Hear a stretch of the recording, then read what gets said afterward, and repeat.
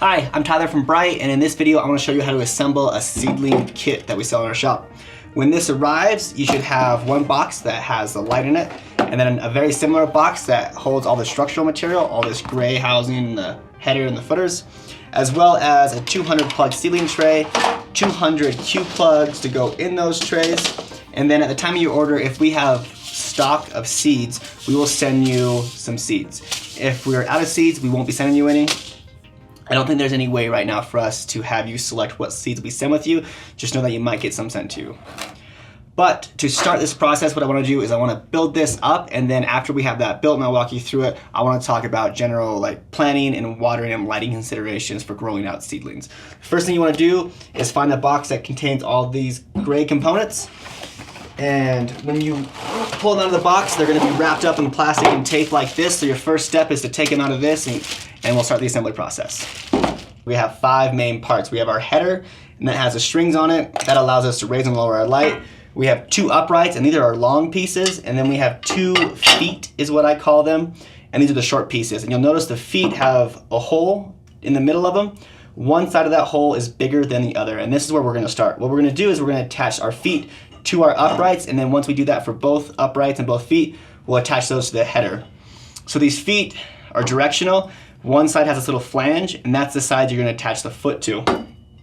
To attach the foot, you should have hardware in a small bag. It consists of 2 screws and an Allen wrench.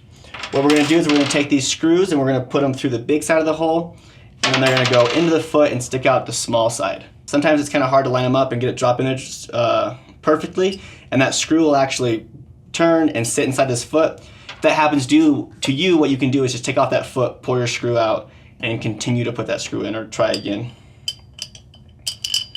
So that's what it should look like. The screw should come out the bottom. We'll take that Allen wrench, put it on our screw head, because we don't want to push it into the foot, and then we're just going to screw it onto the base of these uprights. And we'll do this for both uprights and both feet.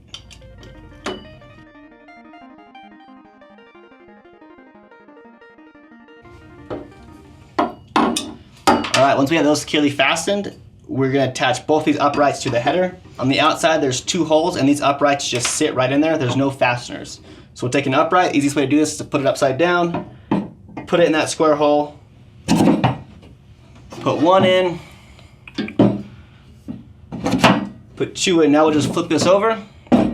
So here's our stand. The next part, or the next thing that we want to do is we want to attach our light to it. So let me set this to the side.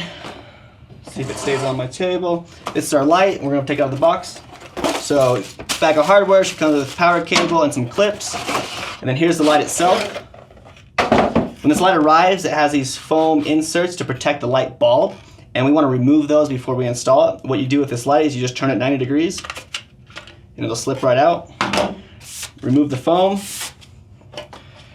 You can see how these prongs, if you turn them, they'll line up with each other. And we want to do the same thing going back in. Line those prongs up so they slide into that slot on both sides. Turn it 90 degrees. You should hear a click, and it should be fairly solid when it locks in. From there, we want to go into our hardware bag. There's going to be a smaller bag inside that hardware bag with 2 metal clamps. On the top of your light, there's 2 illustrations where these metal clamps need to be placed. The orientation of them doesn't matter. So I'm just going to place them on, and then I just push them over the edge, and they'll snap into place. So now we're ready to put the light on our light stand. So our light stand has these 2 rings on the outside ends. And what you can do is just take these rings and slide them inside the channel clasp. So we'll slide that one in, and we'll slide this one in. And that's how our light will hang.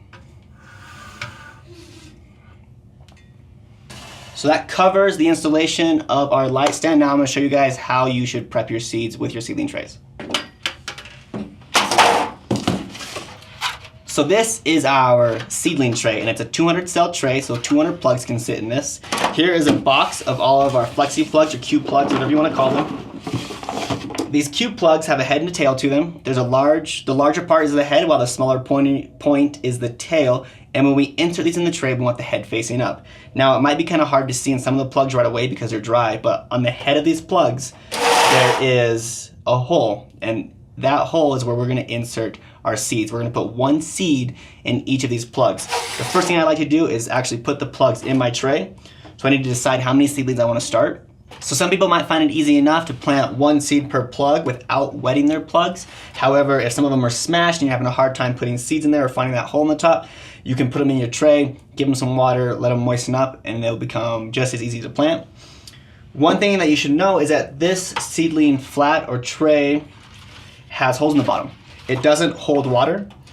One thing that can make your life really easy if you bought a flat or a cut tray, as they're also known as. And what that simply is a tray that's just a little bit bigger than this one that actually holds water. So you can take this, put it in there, and when you water your seedlings, that water is contained within the flat. If you don't have a cut tray or a flat, you can probably use a Rubbermaid or a sink, or you can just do this outside. But if you put water in this tray on a counter like this, as soon as the water goes through the plugs, it's just gonna leak everywhere, and you wanna keep it contained or it'll just be a mess. Cut trays and flats make planting really easy. Now, after I have my seedlings in there, I do want to water my plugs.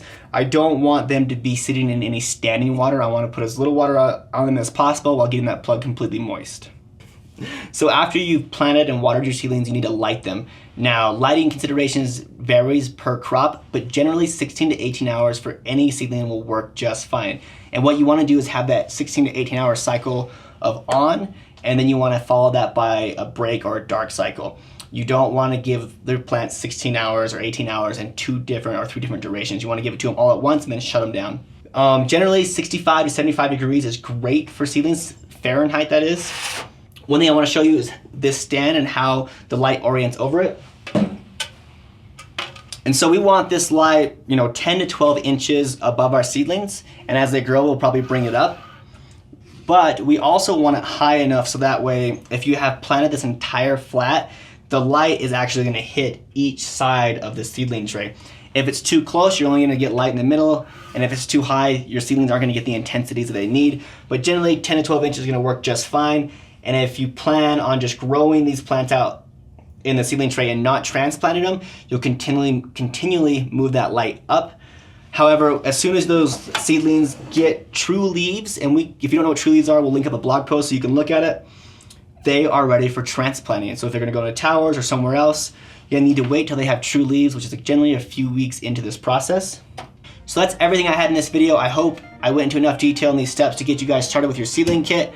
If I didn't, just leave us a comment, let us know. We'll try to clarify as much as we can. Thanks for tuning in, and I'll see you in the next video.